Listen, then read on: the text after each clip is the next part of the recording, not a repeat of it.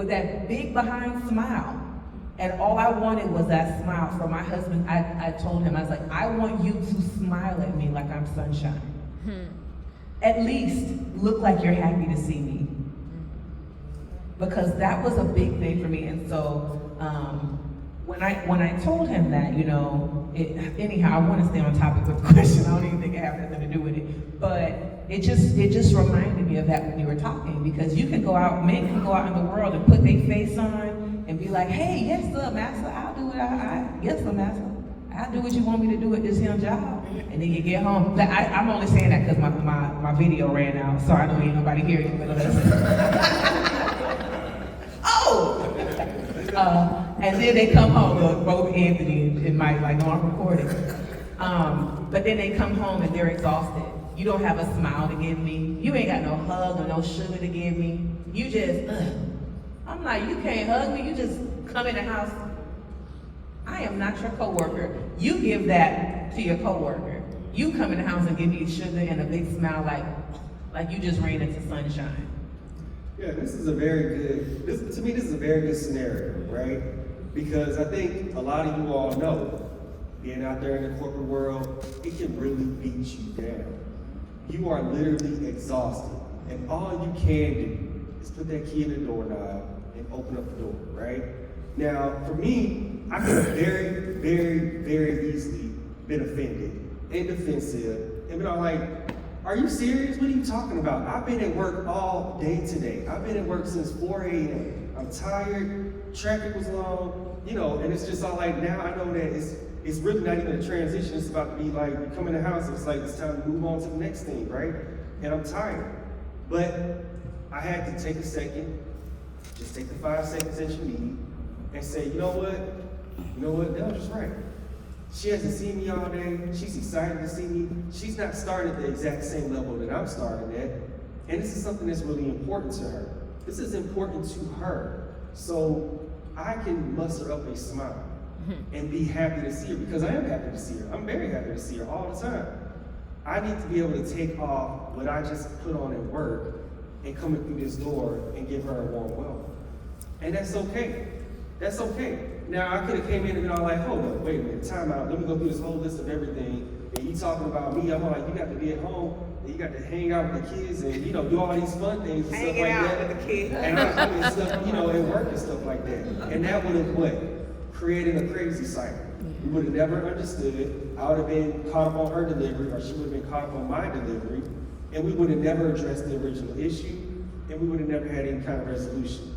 So I'm glad that she brought that example up, because that's a practical, you can see how it can work. And I mean, honestly guys, it didn't take a whole lot. It didn't take a whole lot. It wasn't an insane request. It was just simply like, hey, greet me when you come into the house. And I'm like, you know what, I can do that. As much as I give these people at work, I can give my wife that. And a kiss. Sugar. We're gonna let Anthony get the last word. And that the defense on that could have been like, well, you can't, I'm coming here and I'm giving you that to let you know I need you to pour into me, because I just got beat up by the world. And that could have been a defense. That could have been, you know, and rightfully so, if that's the way you feel. But like you said, taking time to recognize the other person's need before you then respond to you, because then now, okay, I perceive that, I'll do better in that. But when I do that, what I'm really saying is, I need you to pour in my cup. Yeah. And I think that's again, that's that, okay, let me reserve what I feel for later. Let me give her what she needs right now. Exactly. I'm glad you ended with that, because that's very key. Because otherwise you bring it up at that very moment, it's all like, well, why did you bring this up in the first place? Why did you bring it up in the first place? That is tried and true classic trap 101. It's like, you will never get out of it. You'll never get out of it. The beauty of it, though, is when he would just give me that simple smile and a hug when he came through the door, let me tell you something, it set up the rest of the day. Sets the tone. It sets up the rest of the day. I'll be like, what you want? Thank you for being happy to see me. This is the rewarding cycle, which we'll get to in a couple of weeks, but that's where we're building to. So, on that note, I do want to say, sisters, buckle up, because for the next 3 weeks, this is going to be hard for us, because we're getting into the point where we will be talking about just 3 whole weeks will be directed to the sisters and how to best respect their husband. And it's through how do you call it when it's the letter? Anonym or anagram or, anyhow, you use this acronym thing where it spells out chairs, and it talks about the different things that men need for respect. And then after that 3 weeks, then brothers, buckle up, buckle down. I don't want to see everybody on time for the next 3 weeks, and then when it's the sisters' time, y'all come in slow, okay? But then after that, we'll do 3 weeks of love, and the same thing, acronym of, I believe it's the word.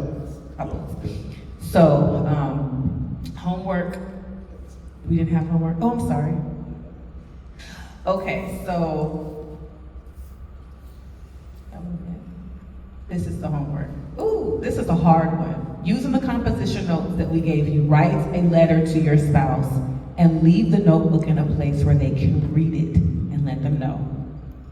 I'm not going to give you a specific topic to write about because everybody's dealing with something different, but just communicate something to them.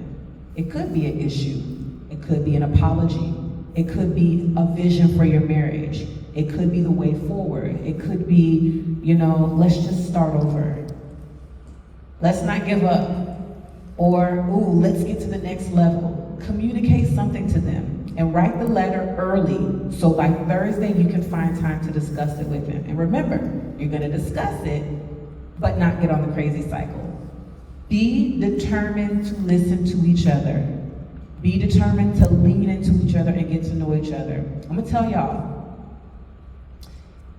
getting out here in this world and dating, it's not what you want. It's nothing good out here. Only reason I know that is because I heard it from people who are single. There's nothing good out here. What you have right now is what's good. Make that thing work, okay? Maybe you need to start it over with the person who you're sitting side by side with. But it ain't what you want out here in these streets, okay? We're gonna pray for a couple again today.